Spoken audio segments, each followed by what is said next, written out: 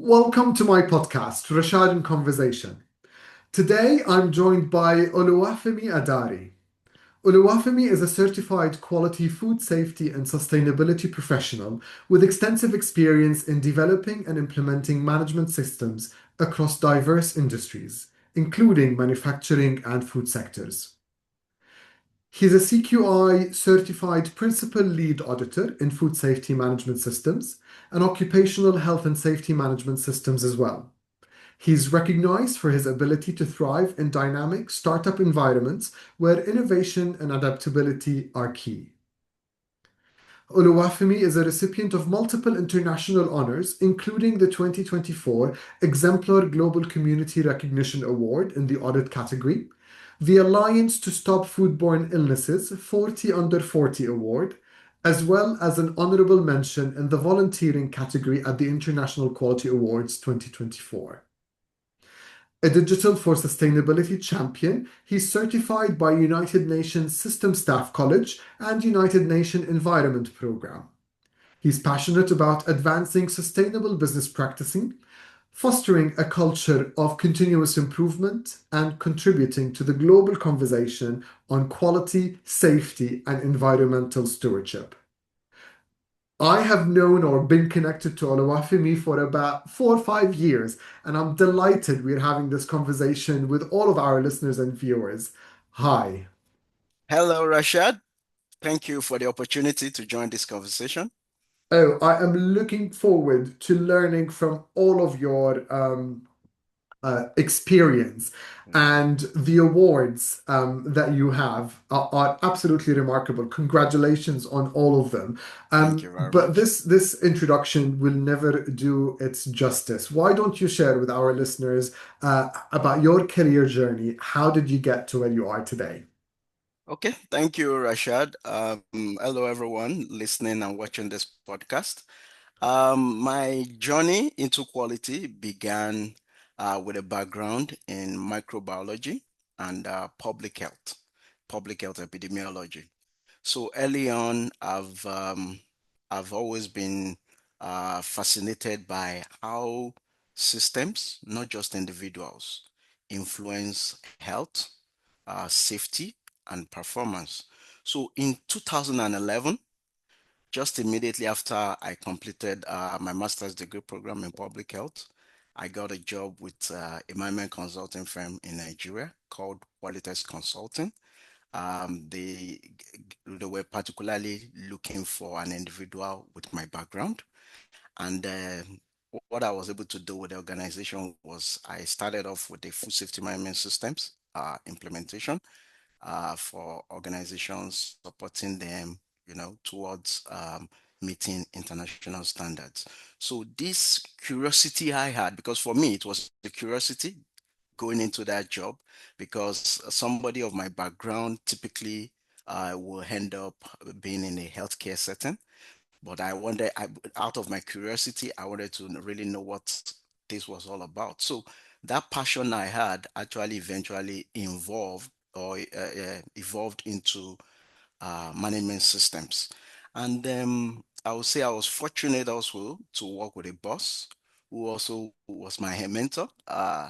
He was somebody who retired as a director at the Standards Organization of Nigeria, which is the apex standard setting body for in Nigeria. So I really learned a lot from him within the period that I worked with him, and he really taught me the art of management consulting. So over time, I also realized that quality, food safety, environment, and occupational health and safety are actually deeply connected. So they all aim to protect people as well as what to also ensure consistency. So I spent 7 years with the Qualitas Consulting, and within that period, I was fortunate also to receive accelerated promotions. I was fortunate to lead teams in terms of implementation and maintenance of management system standards across the QHSC and food safety standards. Then in 2019, I transitioned from being an implementer into a strategic advisor by leading another consulting firm, this time called Wonderkind Consulting, where we had projects across Africa. And then um, by 2024, I had the opportunity to move to Europe, and I'm presently based in Sweden, where I work with Second AB. It's also a management consulting firm. And what I do today is to help organizations align compliance with strategy, manage trust, and of course, build uh, effective systems through management systems as well. It's a continuous journey of learning for me. And of course, my next destination is global collaboration, having shared platform for continued growth. Thank you, Rashad. Oh, This is just me in brief. fantastic, Yeah. fantastic. I Yeah. really like how your curiosity has driven you to go beyond a healthcare professional, but to understand the full impact of how can we support the health system, as such. Uh, what was one learning that you've had through your journey that you've deployed and you deemed successful? What would that be? Okay, I think one success story for me, because to start with, I've been very fortunate to work with a lot of clients. Within my 14-year career, I've consulted for over 45 organizations, including multinational organizations. So I've been privileged to be exposed to a lot of learnings. And one important success story for me will be when I worked with a client called Golden Sugar Company in Nigeria. And this company actually won the Global Food Safety Initiative Award. That's a GFSI award in 2019, being the first and the only African company to do so that year. And what did we do? What was I really expected from them was that they needed to have a quality and food safety culture that was demonstrated. And I was, of course, being their consultant. And being their consultant, it was a long-term partnership. I've been consulting for them for about 4 years, even before they got that award. So we were able to ensure that it's a departmental thing across board. Every department were able to own their, the system. We're able to embed awareness and accountability across all levels. And so this really supported that uh, culture of continuous improvement, and they were able to get the award in Nice, in France. And one key takeaway for me from that success story is that quality really succeeds when people own the system, not when it's just documented. So that is one key success story for me. Yeah, thank you. Wow. Um, and when you embark on such an initiative to help an organization stand out, because everybody, all people are invested in it, what would you, if I'm to do the same journey, what would be the first 2 or 3 steps that I should take to help set me up for success? Okay, so for me, I will always say keep the quality management principles in mind. One important principle that you need to always keep in mind, especially as a management consultant, is the engagement of people. Um, Effective engagement of people will help to build that culture. So when you come into an organization as a management consultant, of course, you are offering solutions, but before you offer solutions, you need to diagnose. You need to know, uh, have a gap analysis. What are the pain points of this organization? And then this will definitely involve that you speak to different stakeholders. And this is where the engagement of people really comes in, because you need to get their buy-in. So that is one important step. And then, of course, once you clearly understand what the concerns are and what you need to do, the next step is for you to execute that. Make sure that you deploy your improvements and your recommendations. And then at the end of the day, you do a review of what you've done, see areas where there can also be improvements or where you need to really establish the sustained improvement. So I think those are very important for you. But like I said, one key quality management principle you need is the engagement of people. That is a very sure foundation for success.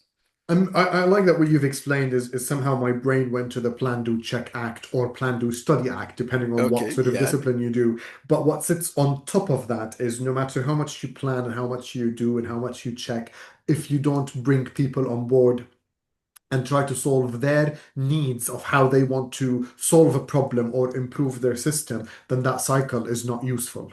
You have I to bring totally agree. people onto that cycle. So thank you very much for explaining all of that, and congratulations to you and to your client on Thank winning you. that award. That you must have been Thank you very so proud much. about that. Yes, it's a proud moment for me. It's a proud moment. And you know, when you also have clients that are really willing to, because for me, I always say this, um, getting recognition is has never been my goal. It's just a Mm. validation that consistent purpose can actually bring about impact. So I'm always happy when clients are the ones pushing and even recommending me for awards or for recognitions. That shows that they really value the service that has been rendered to them. Yes.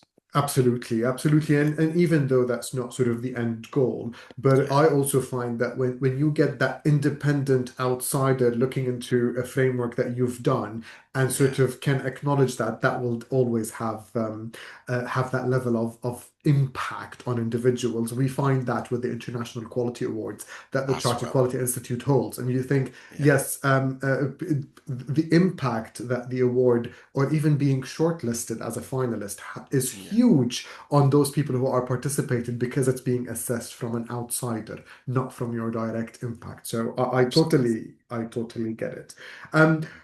Being a quality professional, Yeah.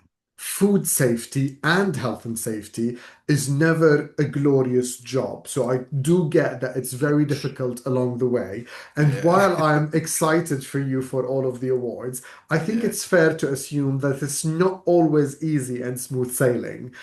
You will find obstacles along the way. What was Yeah. one obstacle or a an issue or an instance that you faced that you wished have done differently? What was that learning? What can you share with us? Okay. Thank you, Rashad. One readily comes to mind. And the reason this is really related to food safety, and the reason why this comes to mind is that in the part of the world where I come from, in Nigeria, for example, bad news travels fast. Mm, So if there is an issue with a product, that gives strong room for customer a distrust from customer that can lead to serious financial loss and can even be lead to reputation damage. So, mm, what this incident had a situation where the client actually received a non-conforming product into production from the supplier, and that was used for the manufacturing process.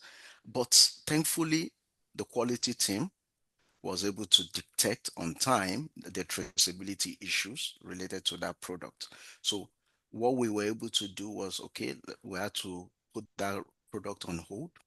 We had to, yes, we really had to do a containment process, and we needed to do a root cause analysis using the 8D principle or 8D approach as well. And for me, we were eventually able to prevent it, but it would have been a serious issue because if it had gone to market, it would have required a recall process. So the system worked, and that's why for me, one key takeaway from from that story is that quality professionals are not just compliance officers.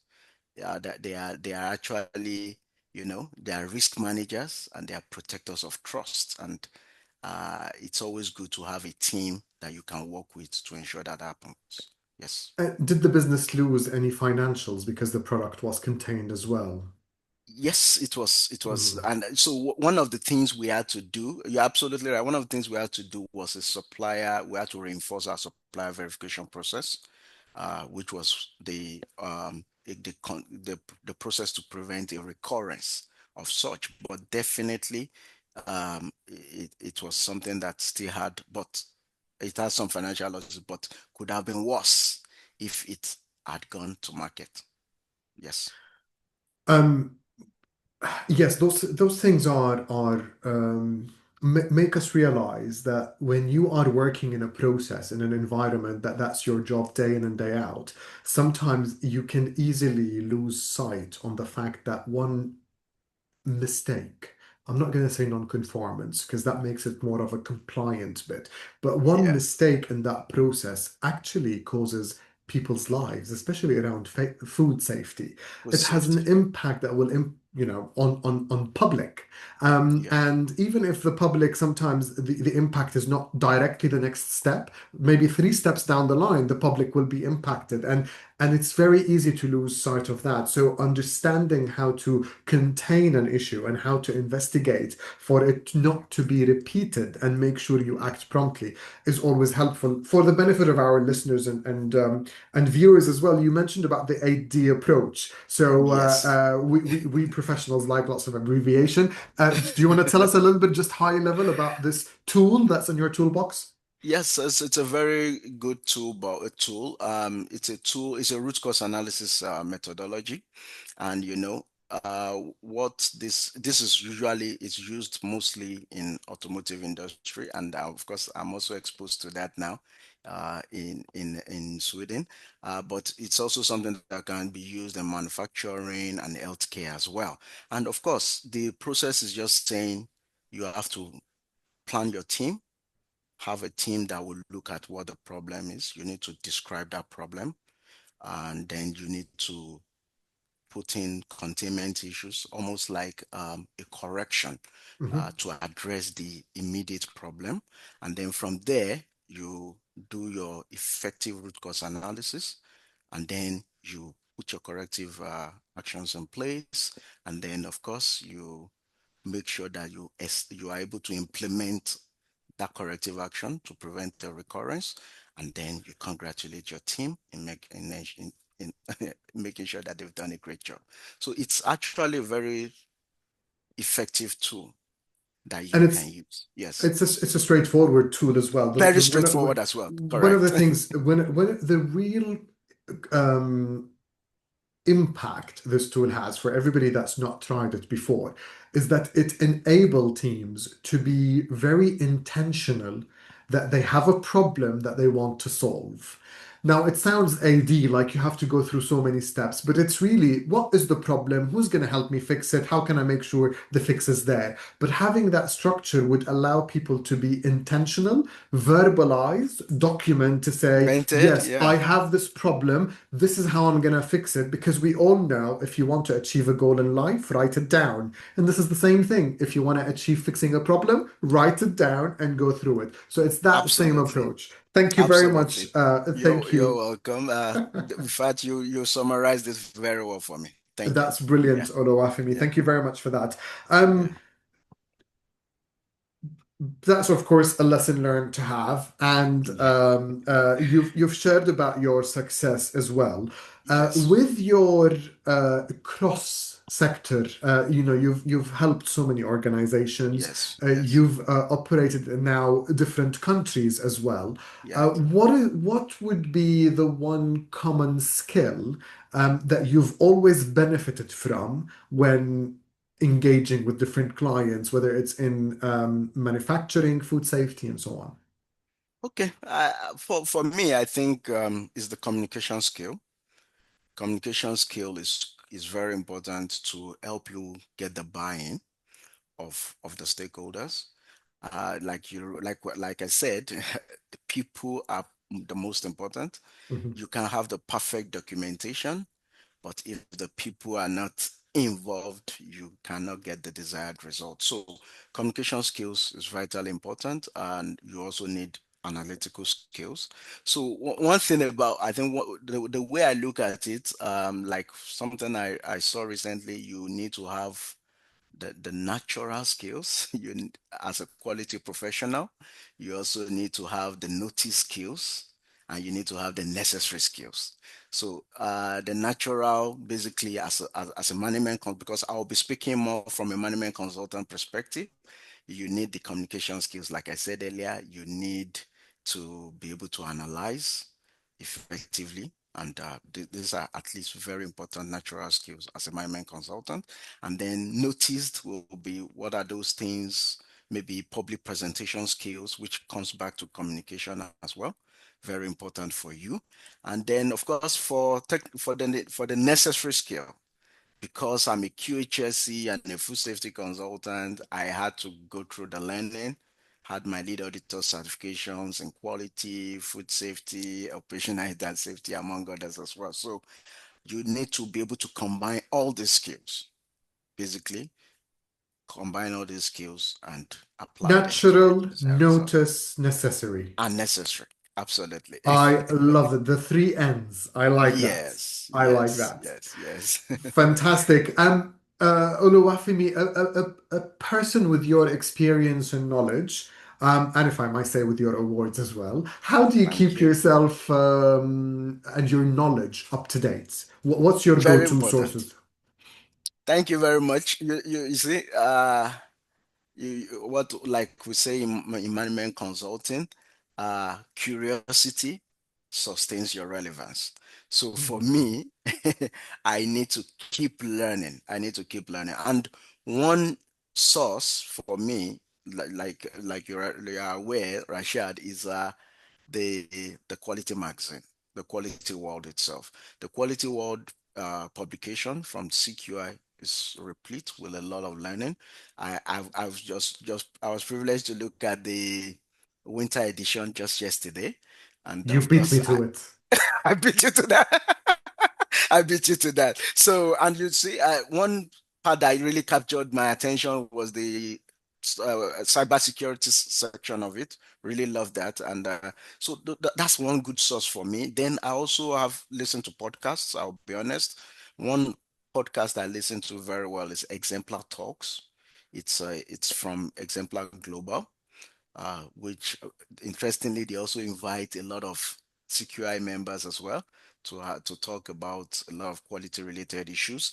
Then, not forgetting the one you also host yourself, which is the quality impact. Very good as well. So those ones really help me. And then I think what for in terms of books, I don't read books much. I prefer more of podcasts. But one book that I would say has really helped me, and I was lucky to have gone through that book early on when I started my consulting profession, is The Fifth Discipline by Peter Senge. Very good book, which really it's a brilliant read on systems thinking and the learning organization. So uh, that's just for me in summary. So as far as I'm concerned, I try to take from a lot of sources as long as it can improve my understanding on particular subjects. Yes, thank you. Absolutely, absolutely. Thank you very much for sharing all of those examples. Now, Cool. Oluwafemi, we've talked a lot about your career and your Yes, successes and lessons learned, and we know that you're dialing in from Sweden and you're originally yes. from Nigeria. But I want to Nigeria, give yes. our listeners a little bit more to know about you. So I'm going to ask you quick fire questions. Okay, Just without thinking too much, give me the answer. okay. So let's just start. Are you a winter holiday person or a summer holiday person? Summer holiday. Summer, Summer holiday. especially we're talking in the midst of winter right now, so we want to look into the Exactly. summer. And I like that as well. I agree. Give me a beach anytime. Coffee or tea? T, A train ride or a flight? train. Any train journeys coming up soon? No, well, really not at the moment, but for me, I just feel unless it's absolutely necessary to go flight, I would prefer train. Now that we are all trying to also uh, incorporate what we know into our daily lives. For example, sustainability. So you say, train and flights, you need to really consider. So I try to put that into my personal life as well. Very good. Very Yes. good. Yes. And finally, are you a sweets person or a savory person? Hmm. What do you mean by savory? Savory So person. do you crave chocolates and biscuits and cookies, or do you crave more I don't know, a pita bread with some melted cheese and Okay, so maybe I would say I'm a sweet person then. Sweet. there Yeah. you go. There you go. I would struggle Yeah. to answer that question because I would say give me both at the same time, but that's a different Okay. story. That's fine. Oluwafemi, thank you so much for this lovely conversation, for sharing all of your insights, and for joining me in this podcast. You've been listening to Rashad in Conversation with me, your host, Rashad Isa. If you enjoyed this episode, please hit subscribe, follow, or download as I bring you monthly guests from around the world to share their stories of the quality profession.